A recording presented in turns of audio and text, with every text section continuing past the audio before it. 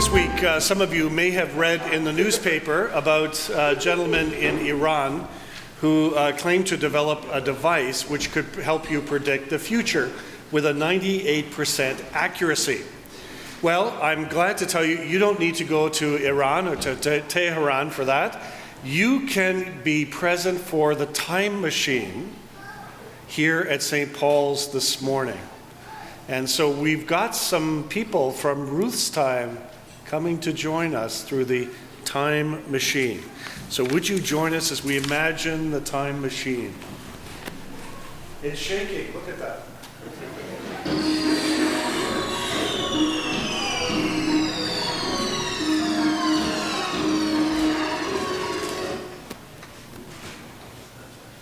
Where are we? We appear to be in some strange place.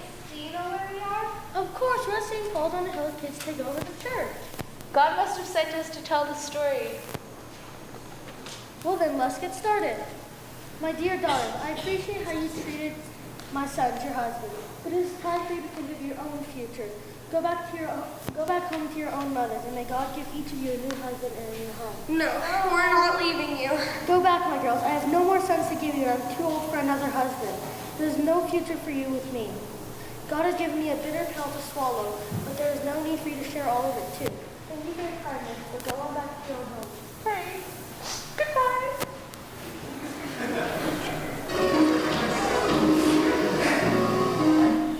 Goodbye, my dear Orpha. God bless you. Ruth, what are you waiting for? Go on, catch up with Orpha, and go on back to your people and your God. Don't make me leave you. Wherever you go, I'm going. Where you live, I'll live. Your people are my people. Your God is my God. Where you die, that's where I'll die and be buried. So help me God, nothing is going to come between us. All right. I see that your heart is set on it. We'll go to Bethlehem together.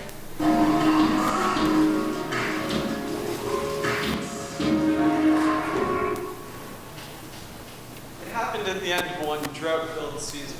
It was when I went out to observe my crops being harvested that I noticed her. Curious, I called over my foreman. Excuse you, this is my story. What do you think you're doing here? Oh, I'm terribly sorry. May I tell the next part? It's one of my favorite stories. Fine. So, what can you tell me about the new girl? She asked me if she could glean in your fields. Really? Know her name? Ruth, from the land of Moab. Ruth, the Moabite. Who does she belong to? Her husband, Malon, passed away, as did his brother, Killian. Any chance of one being born? Her father-in-law, Amell, has passed away. Lots of death in that family. She has come here with her mother-in-law, Naomi, and she said that she'd take care of her. Didn't want to stay with her people?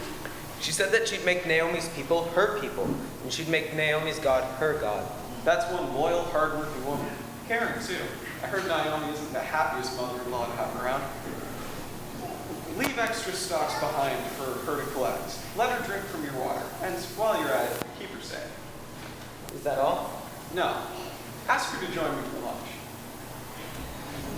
Over a light lunch, I discovered that she was a humble woman of integrity, and I told her that I was a kinsman of her late husband's. She must have told her mother-in-law, because one night Ruth surprised me during the time me and my men were protecting the grain from theft. She went through our normal customs of requesting my hand in marriage. There was just one hitch. I wasn't the kinsman next in line. This had to be addressed. So I hung out at the town gate for the kinsman. I told him the agreements of the property, and he didn't want them. So we were able to get married, brought together by God. They had a son named Obed who became the grandfather of King David. Soon I cheered up because my one daughter-in-law's love was better than having 7 sons. And I'm certainly blessed. All right. Time to get back to work. See you next time.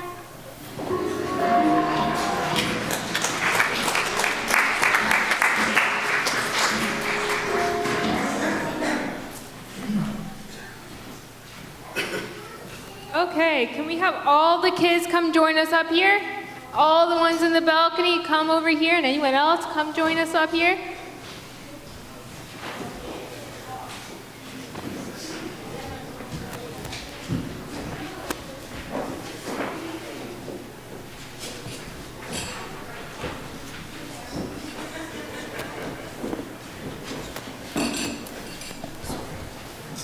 have a seat, but up here. You're not going to see anything over there. Over here. Up here. Like, make a semicircle around us.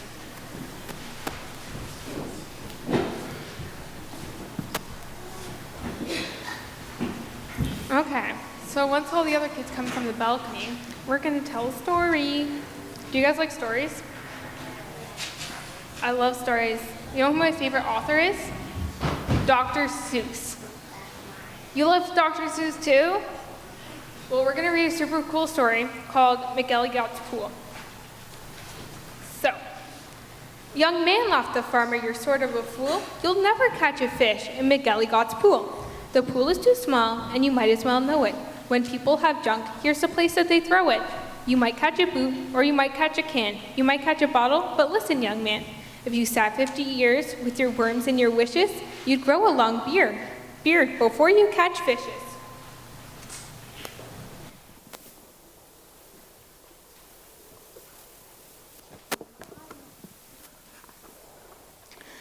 Answered Matt Crow, and maybe you're right. I've been here 3 hours without one single bite. There might be no fish, but again, there might, 'cause you never can tell what goes on down below. This pool might be bigger than you or I know.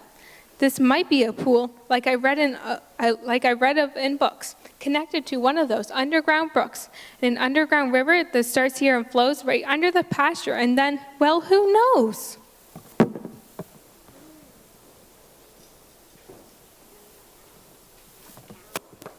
Cowboy. It might go along down where no one can see, right under the State Highway 203, right under the wagons, right under the toes of Mrs. Umbroso, who's hanging out clothes. It might keep on flowing, perhaps, who can tell, right under the people of Schneeden's Hotel, right under the grass where they're playing croquet, then under the mountains and far, far away.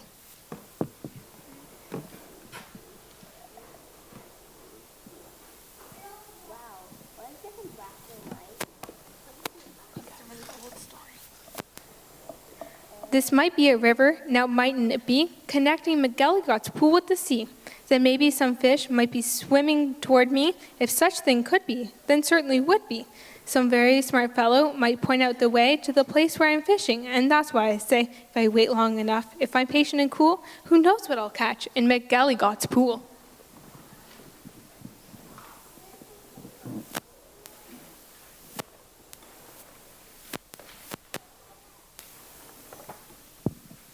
I might catch a fish from a stranger place yet, from the world's highest river in far off Tibet, where the falls are too steep, that it's dangerous to ride 'em, so the fish put up crutches so they can float down beside him.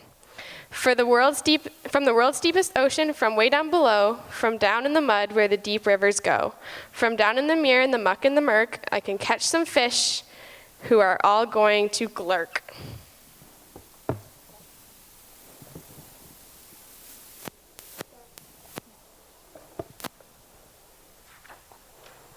Whales, I'll catch whales, yes, a whole herd of whales, all spouting their spouts and thrashing their tails. I'll catch 50 whales, they'll stop for the day, 'cause there's nothing that's bigger than whales, so they say. Still, of course, it might be, oops.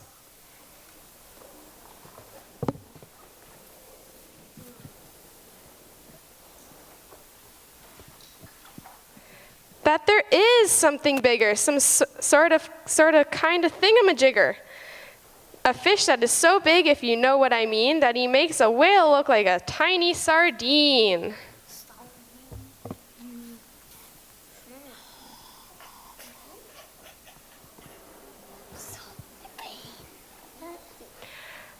Oh, the sea is full of a number of fish.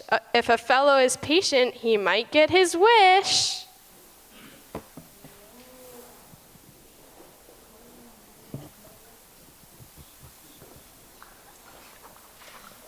And that's why I think I'm not such a fool when I sit here and fish in McElligot's pool.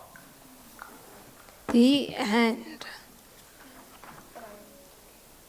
Okay, so this story tells us that we don't know what's going to happen. But God knows what's going to happen. So we always need to follow God because he knows what's best for us.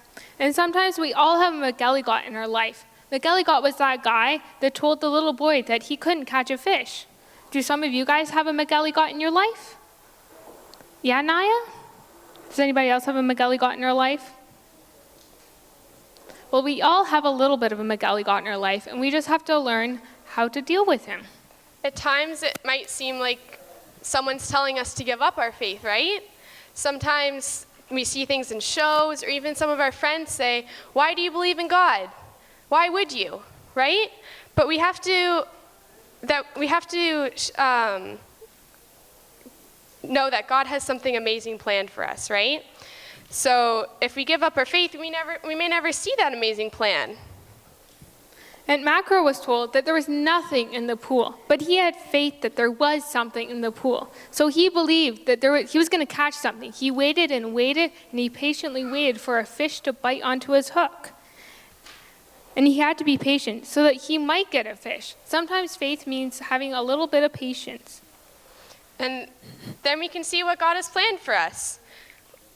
When bad things happen, good can come out of it. It may be hard to understand that, but God always has a plan. So Ruth chose to stay with Naomi, and she had to be very patient. And she had to wait for God's plan. And then she found out that God's plan was to bring her to Bethlehem. And in Bethlehem, she met Boaz. And that's where she found out that God's amazing plan was to marry Boaz, and he could provide for her and for Naomi.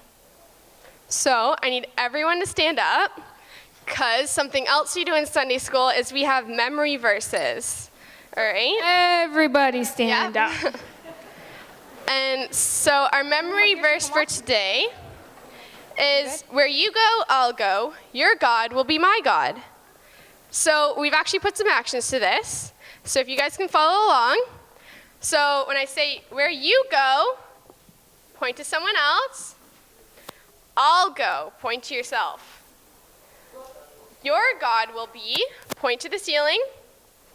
"My God," and you point to yourself. And then Ruth, 1, hold up 1 finger.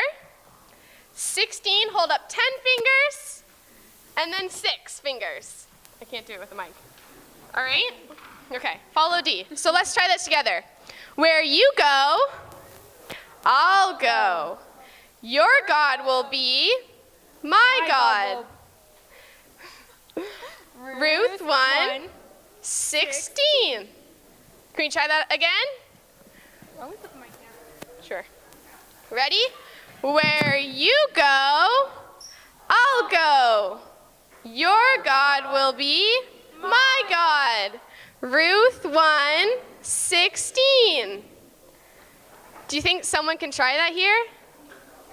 Nat, you want to try? Someone else? Can get 2 people?